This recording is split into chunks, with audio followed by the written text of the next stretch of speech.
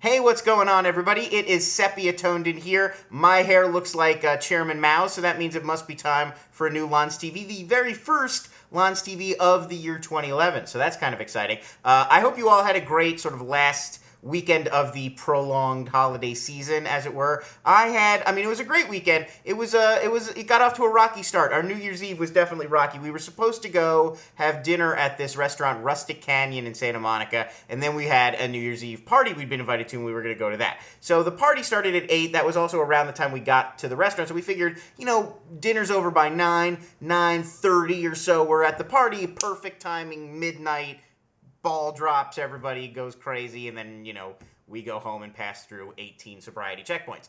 Instead, we ended up getting to Rustic Canyon at 8 and not leaving until 11:30, because it turned out that their New Year's Eve plan was you had to get a $75 per person, chef's fixed menu that was just an insane smorgasbord, over-the-top, force-feeding session that it never ended. I mean, they had a menu that had 16 items, and you, at your table, you pick 8. And then they bring 8 of those items, and you share it. So it's an 8-course meal, and each one of these plates is enough for 2 people to share. I mean, it's a lot of food. You could have made do with 3 or 4 selections from this menu of 16. Instead, they make you get 8, and you're you can't leave in the middle. You can't be well, I'm full, because it's you've paid the money and they're just gonna bring you the food. It's almost rude to leave in the middle of a fixed course menu like that. So we got just this insane amount of food. I mean, it was all delicious, but it was just, there was a crazy amount of it. I mean, it started, the first 2 things we got were squash blossoms, which are these stalks with these bulbs at the top, the squash, and then it's got goat cheese in there, and then the whole thing is tempura fried, and then the next thing was fried cauliflower, which is cauliflower and lemon and they, rosemary, and they sort of fry it and bread it, and all that's delicious. That's the vegetables. Those are the first 2 courses. Then there's cheese plates and short ribs and gnocchi with duck, and I mean, it was just completely crazy. We left there at 11:30. I was drunk. Danielle, who was driving us, who was not drinking, did not feel well, so we ended up making 3 stops to go to the bathroom on the way home from Rustic Canyon. It took me a day to digest, but she was a mess right away. So I actually rang in the new year on a bench outside the Four Seasons in Beverly Hills while she was using the bathroom inside. She told me it was okay for me to talk about this, so I'm not in trouble.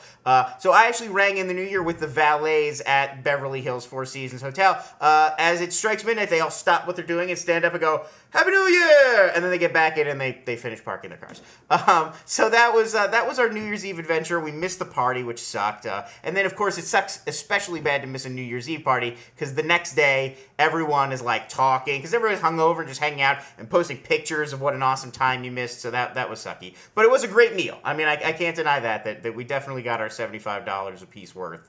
And everything was delicious. So the actual topic, I know that's 3.5 minutes of what I did on New Year's. The actual topic, the thing I wanted to review this week was Boardwalk Empire, the full first season, because I finished watching it about a week or 2 back, and then I promised I was going to sort of review it when I was all done, and then I totally blanked. So this is my catch-up review. Somebody asked me for it. Overall, I really like the show. It feels hugely epic. I love the bigness of it. I love that it really is following a lot of the real history. So if you read the book, or if you sort of look up these characters online, you'll see that it's actually hewing pretty close to the history, which makes it, I think, more interesting, and it means it has to get deeper and more layered. I really like how it feels. It feels like Deadwood, obviously, in terms of HBO shows, and it feels a little bit like other Scorsese things like Casino, how it's peeling these layers back and really looking into what makes these communities tick, how these societies function, and how people think things get done, and then the way decisions are really made, and the way things really do get done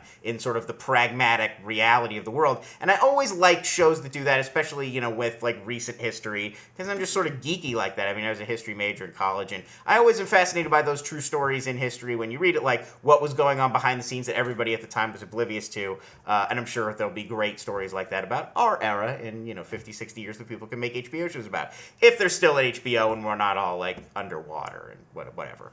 Or it's 2012 and the Mayans were right and we're all just destroyed anyway.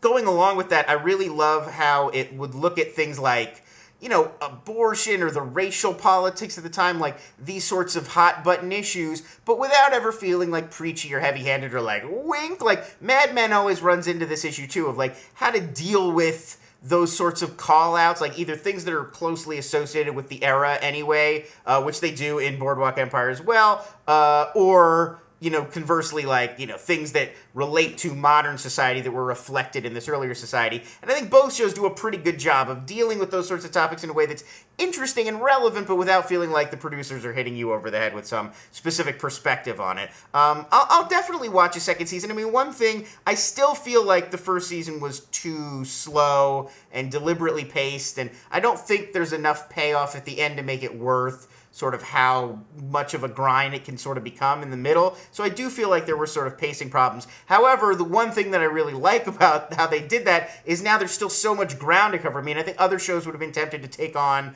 more of what happened in these guys' lives and make it bigger in the first season, and they sort of have wisely held it back a little. I think that's pretty smart, and they've given themselves, the producers of Boardwalk Empire have at least 3 or 4 seasons worth of stories just with these core characters they've already set up to go. They have a couple more seasons to go. So that was pretty smart. In terms of performances, I mean, a lot of people are really good in the show. I think Michael Pitt is pretty strong.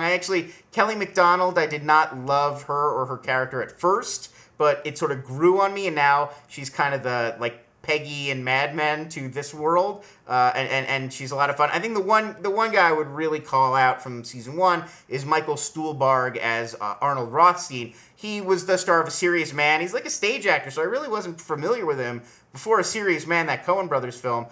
He is dynamite. I mean, that character is almost like I wish he was the villain of the whole show, because he's just so compelling, and the writing for his character is so good, and he gets these, like, he's always playing billiards and talking, and he's got these great monologues, and it's a perfect match of the actor and the character, and there were times, I'll admit, that I sort of wished the show was about Arnold Rothstein instead of Nucky Thompson, which brings me to, I think, my biggest issue with the show overall, which is that it feels like a few of the characters are either miscast or they just didn't kind of fully figure out how to flesh them out. They couldn't really decide how to come down on them. Buscemi is Nucky Thompson as the main one. He's supposed to be suave and urban and sophisticated. I mean, we're believing he both controls the Atlantic City criminal world and that he's like a big politician. So you think this is a guy who needs to be able to he's everybody to like him and trust him. And with Buscemi, you get what Buscemi does, which he's bringing like a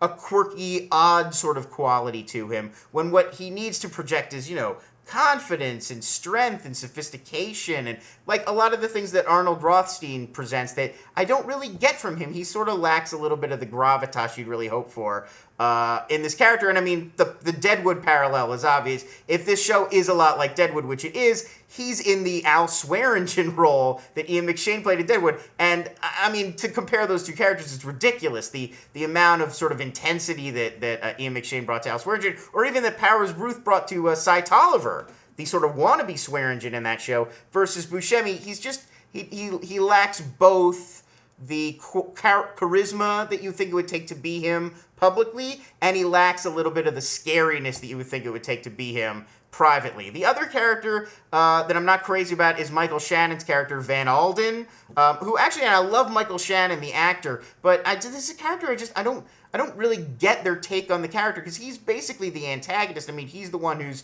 chasing down the main characters, and he's the threat to them, and yet he doesn't feel very threatening. He feels like a basket case, and it's almost like they want to do a separate show just exploring, like, what the hell is wrong with this guy. And the scenes are fascinating enough, and Shannon's doing a good job of portraying this guy who's, like, barely holding it together with all of his sort of hang-ups and psychoses and craziness, but it feels like it's from a different show. I mean, I'm sure it's probably based on reality. This guy, Van Alden, was, effing nuts, but it feels a little weird and out of place, and like they sort of don't know what to do with that storyline. So that's my overall take. I mean, I liked it. I feel a little bit like I'm being kind of whiny, because it's a really good show, but I don't know. It's a really good show that's not quite, to me, on that Deadwood, Sopranos level of like the best HBO drama that's out there. It's very good. So that's it for today's LonsTV. Thanks for hanging in there for all this time, and I look forward to a lot more great LonsTV episodes in 2011, so stay tuned.